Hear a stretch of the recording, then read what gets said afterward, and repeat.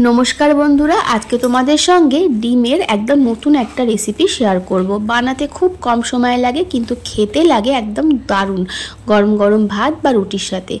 तो देखो 5टा डिम निয়েছি, ডিমগুলোকে फाटिয়ে নিয়েছি। এবার দিয়ে দিচ্ছি নুন, দিয়ে ডিমগুলোকে বেশ ভালো করে ফেটিয়ে নেব নুনটা দিয়ে। তো ডিমটা ফাটানো হয়ে গেলে তার মধ্যে এবার আমি দিয়ে দিচ্ছি সামান্য একটু লঙ্কার গুঁড়ো, দিয়ে আবারও ডিমটাকে ভালো করে ফেটিয়ে নেব। তো লঙ্কার গুঁড়োর জায়গায় তোমরা গোলমরিচ গুঁড়োও কিন্তু ইউজ করতে পারো। তো দেখো ভালো করে ফেটিয়ে নিয়ে এই ডিমটার একটু ভুজিয়া বানাবো। তার জন্য কড়াই দিয়ে দিলাম সরষের তেল। তেলটা ভালো মতন গরম হয়ে গেলে ওই ফেটিয়ে রাখা ডিমটা আমি এর মধ্যে দিয়ে দেবো। খুব ঝিরিঝিরি কিন্তু ভুজিয়াটা হবে না, একটু বড় বড় রেখেই ভুজিয়াটা করতে হবে, না হলে খুব ঝিরিঝিরি হয়ে গেলে তখন আর কিন্তু ডিমটা এটা খেতে ভালো লাগবে না। সেই জন্য হালকা হাতে সামান্য সামান্য করে ভেঙে ভেঙে এরকমভাবে একটু ভুজিয়া বানিয়ে নিতে হবে, যাতে ভুজিয়াগুলো একটু বড় বড় হয়। তো দেখো এরকমভাবে আমি একটু বড় বড় করে ভুজিয়াগুলো বানিয়ে নেব। তো দেখো আমার কিন্তু ভুজিয়াগুলো মোটামুটি রেডি হয়ে গেছে, দেখতেই পাচ্ছ। ঠিক এই রকম করেই কিন্তু ভুজিয়াগুলো একটু বড় বড় করে বানিয়ে নিয়েছি। এগুলোকে খুব বেশি কিন্তু ভাজবো না, এরকমভাবে হালকা করে একটু ভেজে নিয়ে তুলে রাখবো একটা অন্য পাত্রের মধ্যে। তো দেখো এই ভুজিয়া আমার একদম রেডি, আর হালকা করে ভেজে নিয়েছি। দিয়ে এবার আমি এটা তুলে রাখবো। তারপর এই কড়ার মধ্যেই দিয়ে দেব সামান্য একটু সর্ষের তেল, আরও একটু সর্ষের তেল দিলাম। তার উপর দিয়ে দিচ্ছি 4-5টা রসুন কুচিয়ে নিয়েছি, সেটা দিয়ে দিচ্ছি।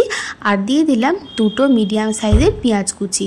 এবার পেঁয়াজ রসুনটাকে ভালো করে ভেজে নেব। এখানে কিন্তু কোনো রকম ফোড়ন আমি অ্যাড করিনি, শুধুমাত্র পেঁয়াজ রসুনটাই দিয়েছি তেলের ওপরে। তো দেখো পেঁয়াজ রসুনটা ভালো মতন ভাজা হয়ে গেছে, ততক্ষণে চলো একটা পেস্ট রেডি করে নিয়েছি টমেটো, আদা আর শুকনো লঙ্কা ঝালের জন্য। আর এদিকে দেখো পেঁয়াজ রসুন একদম সুন্দর করে ভাজা হয়ে গেছে। এইবারে আদা, টমেটো আর শুকনো লঙ্কার পেস্টটা দিলাম। কিছু কমন গুঁড়ো মশলা দিচ্ছি, হলুদ গুঁড়ো, ধনের গুঁড়ো, জিরের গুঁড়ো, কাশ্মীরি রেড চিলি পাউডার আর দিয়ে দিলাম স্বাদ মতো নুন।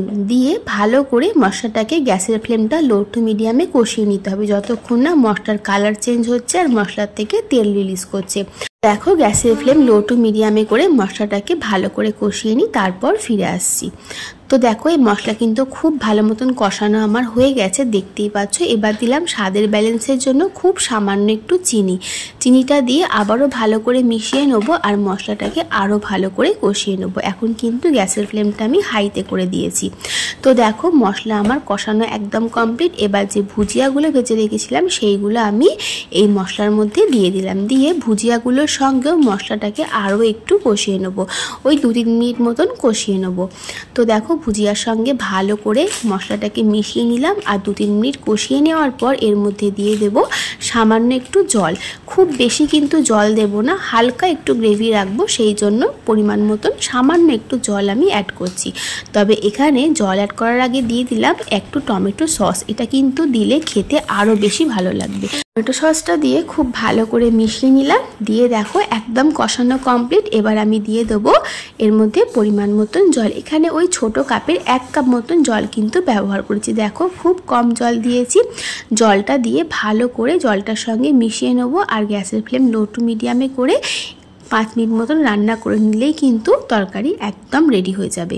তো দেখো ভালো করে মিশিয়ে নিলাম। এবার এটা 5 মিনিট একটু রান্নাটা হতে দেবো। তো 5 মিনিট মতন রান্নাটা করে নিয়েছি। দেখো আমার এই ডিমের ভুজিয়া করে ডিম কষাটা কিন্তু একদম রেডি হয়ে গেছে। সবশেষে আমি দিয়ে দিচ্ছি এর মধ্যে গরম মশলার গুঁড়ো, আরও একটু ফুটিয়ে নিয়েছি। একদম গ্রেভি গ্রেভি হয়ে গেছে, গামাখা গামাখা হয়ে গেছে। ঠিক এই রকমভাবেই কিন্তু এটা নাবিয়ে দেবো, এর বেশি কিন্তু আর শুকাবো না। এখন দিয়ে দিচ্ছি গরম মশলার গুঁড়ো, দিয়ে ভালো করে মিশিয়ে নিয়ে এটা ঢাকা দিয়ে রেস্টে রাখবো 5 থেকে 7 মিনিট। তারপর একটা অন্য পাত্রে ঢেলে নেবো। তো দেখো গরম মশলার গুঁড়োটা দিয়ে ভালো করে মিশিয়ে নিলাম। আর আমার এই রেসিপি কিন্তু একদম ডিমের রেসিপি একদম রেডি। আর এই ডিমের রেসিপি কিন্তু গরম গরম রুটি বা ভাত দুটোর সাথে একদম দারুণ লাগে। তো দেখো একটা অন্য পাত্রে ঢেলে নিয়েছি। রেসিপিটা তোমাদের ভালো লাগলে অবশ্যই ট্রাই করে দেখুন। ডিমের কষা, ডিমের অমলেট করে কষা, এগুলো তো সবসময় হয়ে থাকে, তবে এটা কিন্তু একদম নতুন ধরনের একটা রেসিপি ডিমের। ট্রাই করে দেখো, আশা করি তোমাদেরও ভালো লাগবে। আর ডিম তো ছোট থেকে বড় সকলেরই ভীষণ পছন্দের। তাহলে আজকের রেসিপি কেমন লেগেছে অবশ্যই কমেন্ট করে জানিও। ভালো লাগলে আমার চ্যানেল চ্যানেলটা সাবস্ক্রাইব করে দিও আর তোমরাও ট্রাই করে দেখো। তাহলে আজকের মতন আসি, টাটা।